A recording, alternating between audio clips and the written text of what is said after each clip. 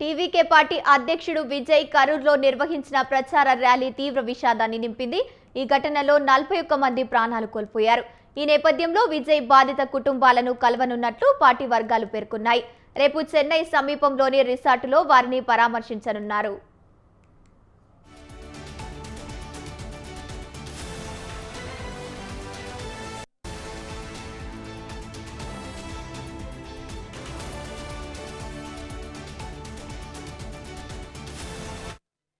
అందుకోసం TVK party రిసార్టులో 50 గదులను book చేసినట్లు తెలుస్తోంది.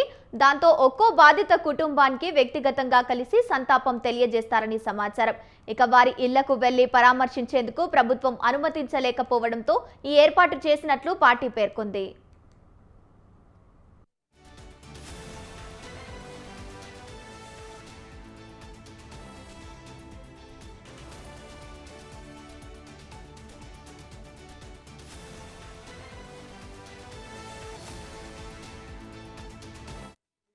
కరూర్లో విజయ్ నిర్వహించిన ర్యాలీలో జరిగిన తొక్కిసలాట దేశవ్యాప్తంగా దిగ్భ్రాంతికి గురిచేసింది. ఈ ఘటనకు సంబంధించిన టీవీకేకు సంబంధించిన కొందరు పోలీసులు అరెస్టు చేశారు. దీనిపై స్వతంత్ర దర్యాప్తు కోరుతూ విజయ్ పార్టీ మద్రాసు హైకోర్టును ఆశ్రయించింది. దీన్ని తొలుత వ్యతిరేకించిన న్యాయస్థానం ఆ తర్వాత సిట్ దర్యాప్తునకు ఆదేశించింది. మరోవైపు ప్రామాణిక నిర్వహణ విధాన నిబంధనలు రూపొందించే వరకు హైవేలపై ఏ రాజకీయ పార్టీ సభలకు ఏర్పాటు అనుమతి ఇవ్వరని తమిళనాడు ప్రభుత్వం ప్రకటించింది.